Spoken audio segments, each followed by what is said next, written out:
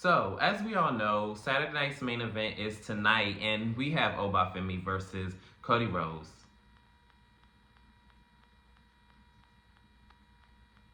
And it's going to be a no contest, or a DQ finish, or double count out. You ready to talk about it? Let's go.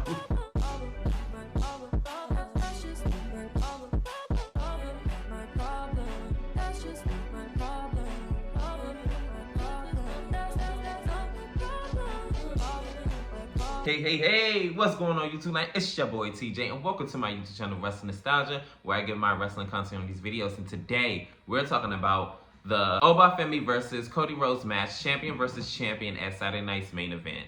So, I have opinions and I'm gonna be real with you. I already know what's the finish gonna be. WWE is being too predictable with their booking style, and I'm looking forward to the match, but I'm also not. The reason why I'm looking forward to this match is because it gives Obafemi a big stage to perform on and get another crowd, familiar with him. So this gives him a big platform to do it on. And Saturday night's main event, hey, he was already on SmackDown where he confronted Cody Rhodes and he basically told him that he is the bringer of war and that he is going to come to his demise in Obafemi. Cody is. So we're going to see how that formulates. I do feel like Drew McIntyre is going to interfere or something along those lines. And I feel like that's how we're going to get the DQ finish. I am so sick of WWE and their predictable booking.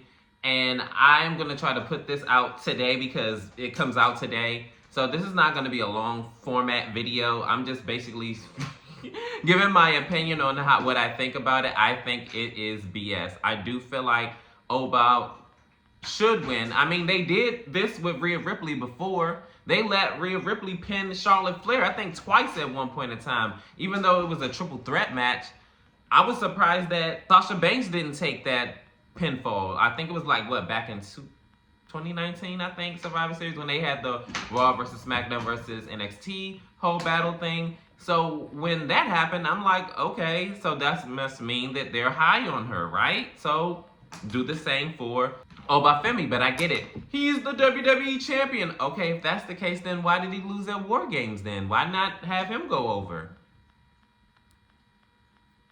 It's like WWE picks and chooses who can go over, who can't. And then my whole thing is, it's not like he would lose credibility if he loses to Oba. I mean, vice versa too. I mean, they're both credible people.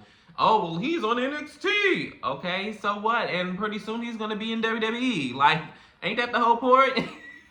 To make him be a big threat or a big deal? But hey, that's just my thinking. I do feel like Obafemi should go over on Cody Rhodes. He just came off of a loss.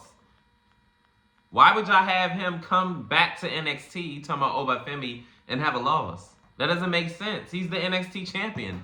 So I would want him to just go ahead and do a non-finish. I mean, I would rather it be not predictable and have Obafemi go over, and then we could just go ahead and build from there, and then we could go ahead and run it back somewhere down the line and have a proper feud if that's what y'all gonna go with. Or maybe, have him in the United States Championship picture and have him win that down the line, talking about Obafemi. Or, hey, you can jumpstart him to the WWE Championship picture, being as though that he's already familiar with the main event picture scene.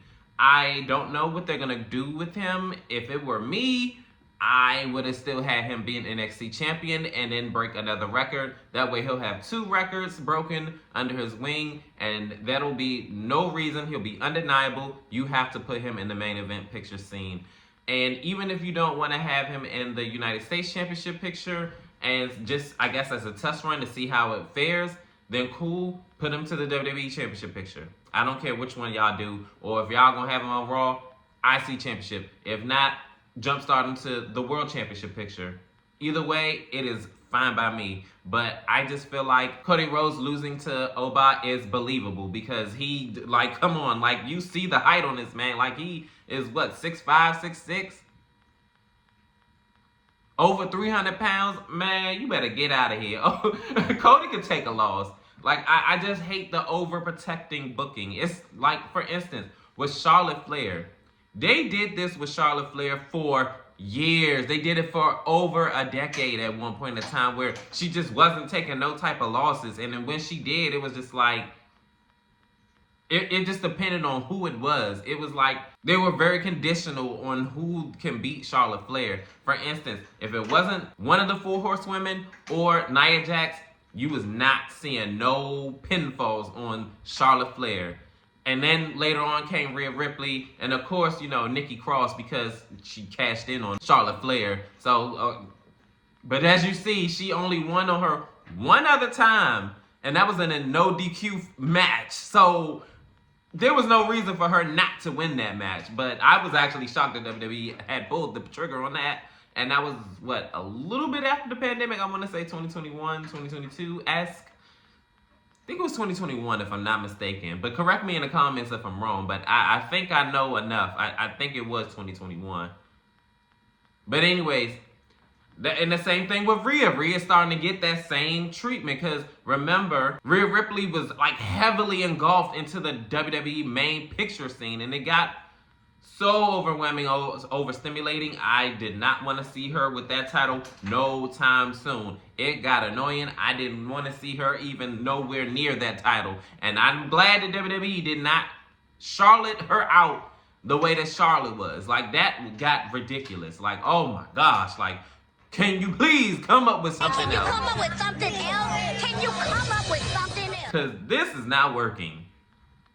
At all. Like, for real. I got tired of it. I did not want to see it. And same thing with Cody. I'm already Cody'd out. Like, Cody already had a year with a title reign, okay? We don't need another long championship reign with him. He won it at SummerSlam. If you want to hot potato it just a little bit, then that's cool. But what we not going to do, we not going to sit up there and keep engulfing him in the world championship picture. We need to go ahead and freshen up the scene, okay?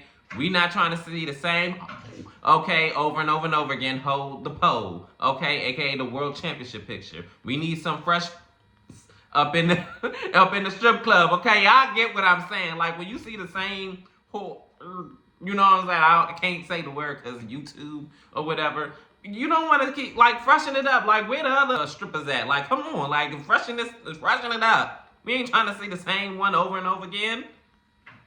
Go ahead and round her out.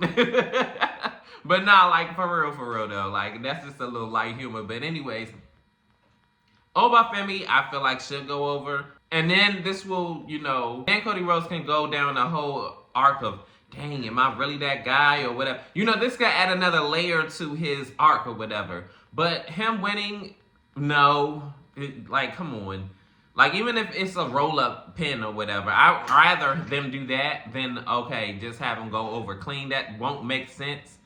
But a double count out, it's lazy booking. Just let Oba win. Like, WWE, please don't piss me off with this. But I just know they're going to do a DQ finish or double count out. They're going to do some shenanigans. They just can't help themselves because they get boxed themselves in a corner. If that's the case, then y'all should have just had Ricky Saints versus Cody Rhodes and face versus face. If y'all were just so like, I don't know, and they had Cody Rhodes go over. But hey, that's the video. Who do you feel like should go over between Cody Rhodes and Obafemi? Do you feel like Obafemi should go over and build a new star and then have a former world champion that he has defeated under his belt onto NXT? Or do you feel like it should be Cody Rhodes that should go over, and because he is not developmental like Obafemi is, that he should go ahead and go over? Or do you feel like it should be a DQ finish because, oh, I can't decide. Oh my gosh. Comment down below, like, share, subscribe. Help me grow the channel. Your love and support is definitely greatly appreciated. Welcome. Peace. TJ, I'm out. Some people are used to making history. And I happen to be one of those people.